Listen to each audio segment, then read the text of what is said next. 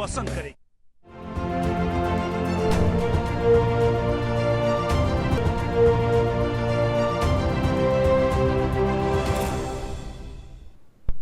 Hello and welcome. You're watching NewsX and I'm Megha Sharma, and this is Expertometer.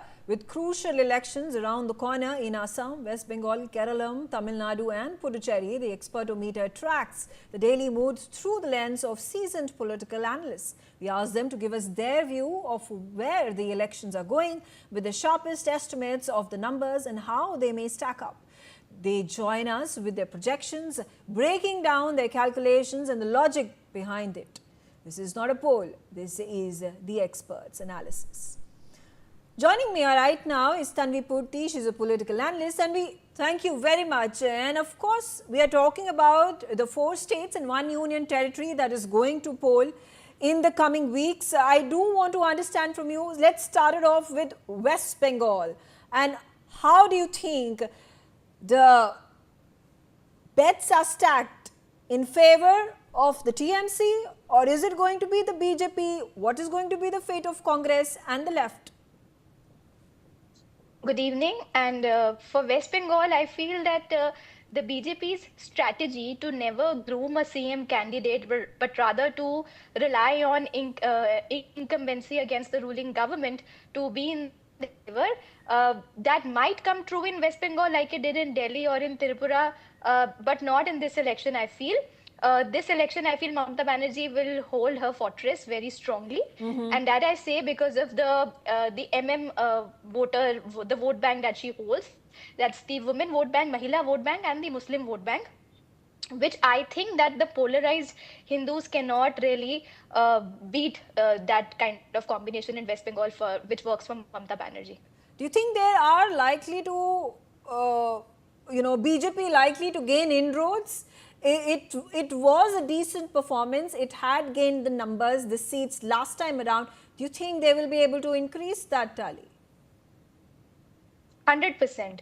See, if you look at BJP's performance, they were nothing from when they started, and their policy of never giving up in any elections, no matter whatever they have to do, that has really helped them to at least increase their feet. So I think they will be there somewhere around 100. They might get seats, but I don't think that will cross the magic numbers.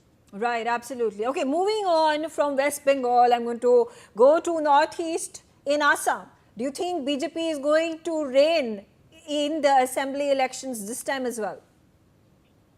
If there is one state where I think BJP is also short of winning, that's Assam. Because of Himanta Biswa Sharma and his popularity, and the leadership vacuum which is in the Assam Congress, the infighting, and everybody from the Congress has actually been shifted to BJP.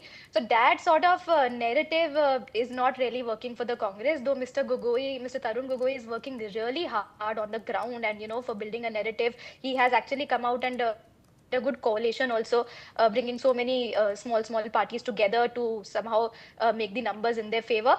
But I don't think that Himanta Biswa Sharma's popularity and the kind of work that he has done in the state, if there are, BJP has a very few chief minister that has worked, that have their own, political game. The one is, of course, Mr. Yogi Adityanath. Second is Himanta Biswa Sharma. And third is, of course, Mr. Devendra Fadnavis.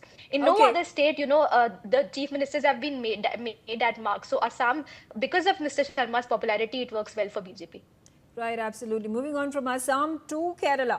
An important state, BJP has not really been able to make inroads, but previously there were these, civic body elections where there were wins in Thiruvananthapuram for the BJP. Do you think this would translate for the BJP, or do you think it is again going to be a left Congress bastion?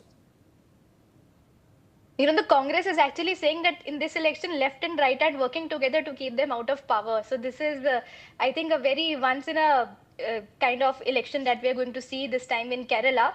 I feel that BJP is ultimately going to crack down LDF's vote bank, which eventually will help UDF, the Congress-led UDF, to come to power. So I think this election, Kerala, I think, is where Congress can be sure of getting a piece of cake. Okay, and what about the neighboring state of Tamil Nadu? Tamil Nadu, see, again, Tamil Nadu, Kerala, and Punjab are three states where, Prime Minister Modi's popularity doesn't really work. These are the three states where, people actually prefer Rahul Gandhi over Prime Minister Narendra Modi. So BJP and ADMK, I don't think that they will be able to manage much here. I think MK Stalin is very popular. Again, the kind of schemes that Mamata Banerjee has for women in West Bengal that works for her, here Stalin has also such schemes, which are working for him. So the kind of the narrative, this Dravidian politics that he brings with him, the kind of Dravidian pride that he instills in the people of Tamil Nadu, Yeah. and then again the women vote bank that works well for him. So I think it will be a sweep for DMK and for Mr. Stalin. And this time. quickly, Puducherry, Union Territory, who is going to, who are going to be the likely contenders? I genuinely feel that the Union Territory is a very close contest to call, and that I say because these are just very few, some 30 seats, and every constituency is fighting its own battle. So there are very local issues attached to every constituency. So it's very tough to predict, but of course NDA has an edge because of the double engine government. But it is very tough to call right now. It might be possible that Congress might be able to make some inroads in Puducherry, and we'll also have to see because now TVK is also contesting elections. So we'll have to see how much vote share they are able to capture, and from whom. Is it the vote share or is it the opposition?